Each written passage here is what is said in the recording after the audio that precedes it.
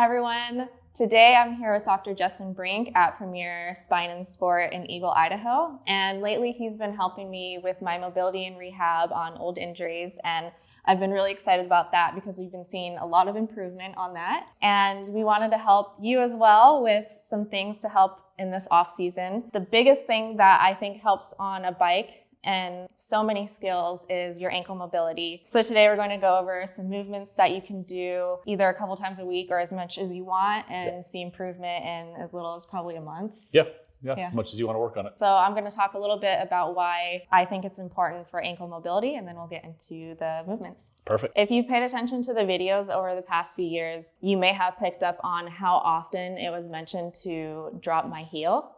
And especially if you want a refresher on riding position, that was such a key one. And I think anybody can learn from that. I should probably recheck it out again too. But if you remember from that, when we ride, we want to create a cradle with our feet. So our front foot will have a dropped heel and the back heel will be lifted just a little bit. The importance of that is with so many skills. If you're doing drops, you want your heel dropped so your foot doesn't slide off the pedal when you're doing your drop. And it helps with more power for your pop, for jumping, and for bunny hops too. I've noticed when I worked on ankle mobility before, my bunny hops got instantly higher just from that. So that's why I think it's the easiest and quickest way to improve your riding is just by adding some mobility without changing anything else. And also another thing is with your pedaling too. I have noticed that when I had worse ankle mobility, my heel just wanted to pop up a lot. And I noticed a lot when I'm pedaling that most of my power was coming from my toes and going up my shins. So I wasn't getting proper power that way, especially since I do use flat pedals too, so I can't pull up on it whenever I would pedal. So now, since I explained a little bit about how that does apply to the bike, we're gonna get Dr. Brink back in. So here we go. We are going to be talking about some ankle mobility today for, mountain biking. It really can be for anything. A lot of time what we're looking for is the ability just for your ankle to move and to move in all planes of motion, right? Heaven forbid someone falls off a bike, right? You don't know your ankle's going to go, right? Or even outside in the real world, you step off a curb. Can your ankle actually absorb impact that we're looking for? So sometimes what we see is ankles are sort of stuck in multi-planes of motion. It could be one direction, it could be a lot of different directions, but this is a simple way that we can just get the ankle just to move better for you. Okay. So this is called ankle CARS, and the CARS stands for controlled articular rotations. So our goal here is to really control the movement of what the ankle is doing. You're just gonna pull like your leg up towards your chest. Okay. Right, and as we go through this motion, the main goal here is I wanna make sure that my shin doesn't move, right? I'm doing all the movement through my ankle. So what I'll walk people through is the first one is, can we go into dorsiflexion, right? Okay. Like you had mentioned, about sitting on the bike. Can we actually get into some degree of dorsiflexion, or are we limited? And then we can go into plantarflexion, which is pointing toes down. When people do this, they may cramp a little bit, right? The cramping is okay, right? They may get it in the bottom of their foot, Achilles, and their calf, right? And then as we come back up to this neutral position, can we turn it in, right? And then can we turn it out? And as we're doing this, we really want to make sure that the shin isn't moving. It's the ankle itself that's doing the movement, right? Now we put it all together. So if we pull the toes up towards the nose, we're going to turn the foot in. We're going to start to push down. And I call this like gas pedaling down. So as we gas pedal down through here, you think about curling your toes also, right? And this is where the cramp may engage. Start to turn the foot towards that pinky side, and you're going to start to pull all the way back up towards the top again. There's one motion. Now we can go back the other direction. Turn out towards the pinky side, gas pedal on down, cycle up and around towards the top, all the way back up, and there's another revolution there. You can do anywhere from 5, 6, 7 repetitions, for this, nice and slow. I'll tell people 10 to 15 to 20 seconds, depending on like how bad your ankle is or how good your ankle is. So we really want those muscles to pump. We want the joint to pump. We just want to really get that joint to do what it's supposed to do. Okay. And then how do I know if my shin is moving? You will see. So like you can see my shin bone moving here. We don't want shin moving as we're trying to go through that motion. So it really is. It would be like maybe like windshield wiping. Yeah, so as you're windshield wiping, if you can get your ankle just to do it and not the shin, then you know you're being more specific to the ankle to move. Yeah, just really focus on isolating that. But I do feel muscle moving through here. You're going to feel or something. Yep, you're going to feel your tib anterior muscles. You're going to feel your soleus. You'll feel your gastroc, which is like your calf muscles. You'll feel the Achilles. Okay. You're going to feel everything moving because those are what are pushing and pulling.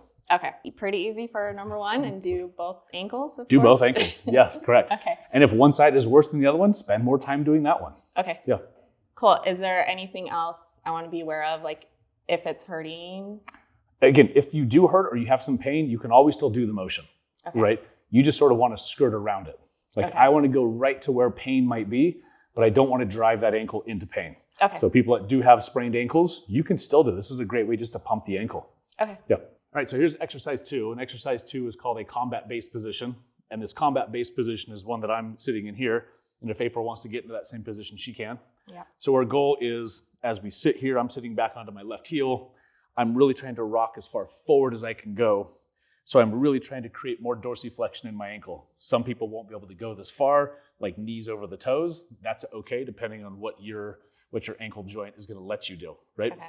So as we're trying to push forward, our goal here is to try and create this maximal stretch on this back side. So as April's pushing her knee towards me, we really want to pay attention to, is my hip sort of washing out, or can I keep like my knee in line with like almost like your second and your third toe?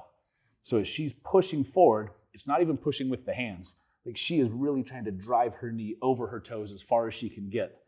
Once she gets into that position, this is where the work is going to start. I now want her to start to push her toes down into the ground from 0 to 20% to 50% to 100%, but that's going to be a gradual sort of progression over like a 5 to 10 second little mark, right? Now, as she is pushing as hard as she can coming forward, once we hit that end goal, now this is again where the reverse work is going to go. She's now going to try and lift her toes off the ground. They're not going to go anywhere, right? But we are really engaging all of this front shin, top of the foot, the extensor, portion of the ankle. So if you think about like what this V position is here, this is what you had, mentioned earlier, right? Is when you're on that bike, right? And your heels are trying to drop. Well, if we don't have that dorsiflexion, here, then it's going to push us more into plantar flexion, right? Take this in the real world. If you don't have dorsiflexion, that means you can't squat very well, right? You don't lunge very well. You don't, there's things that you can't do because the ankles actually don't go into that position. Okay.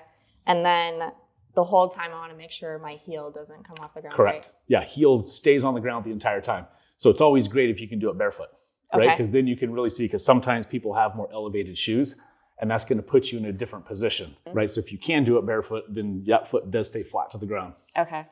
And then 5 to 10 seconds down and up. Yep, 5 to 10 seconds, right? As you're pushing, you're going to push through the floor 5 to 10 seconds, and then try and pull those toes off the ground 5 to 10 seconds. Like I said, you're really going to feel your shin working hard. Okay. I feel like that's a really good one for me, and will help stretch it out a lot. Yeah. And then those that are advanced, right? You can even take it a step further, right? Okay. Instead of that knee going over like that second, third toe, now I can create a little bit more internal rotation of my knee, but my foot stays flush. Or I can go into more external rotation, my foot stays flush. So now I'm moving my, like my shin bone on my ankle, which again, your foot is meant to move, right? It's not just stationary. So it's not just one plane of motion that we want to work into. Let's work into all different planes of motion and then create that high degree of impact as well.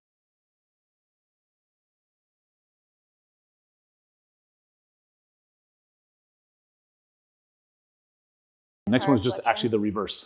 Oh, okay. So the reverse of that, so we're working on plantar flexion, right? Which is going to be here.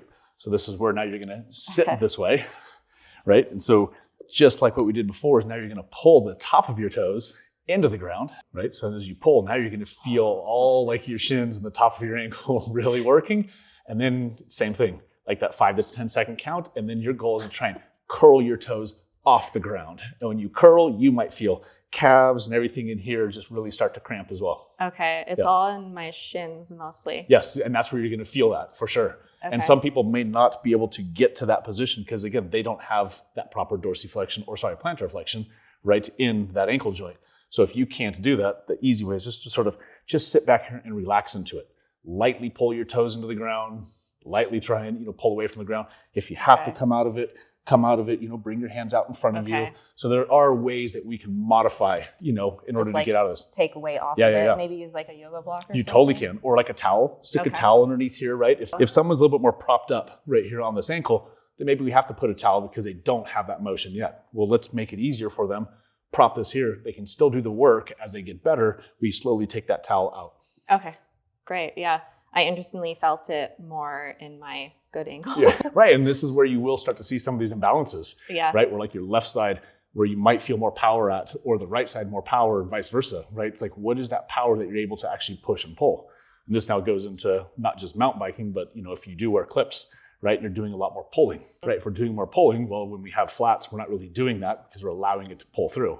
But if we're clip-ins, then we can use that pulling effect, right, via our shoe. Well, these are those muscles that you're looking for. Okay. Yep. Great. Yeah, same thing, like 5 to 10 seconds. It just sort of depends on each individual. You can even go longer if you choose to. Okay. Right? If you really want to like torture yourself, you can really get in there and go up to 20 seconds or 30 seconds and increase the demand. And the demand is like, how hard are you actually pulling your toes into the ground, or how hard are you curling your toes away from the ground? Okay. Yeah. Great. Awesome. Pretty easy.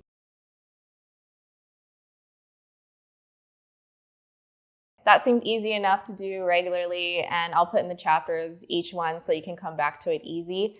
And we're going to do a couple more. So if you did like this, please comment and let me know if you have any questions, and I can ask Dr. Brink too if I don't know the answer, but I'll try to answer it. And let me know if this does help you as well, because I'd love to hear success with it. And thank you again. Yeah, for sure. Thank you for having me. Okay.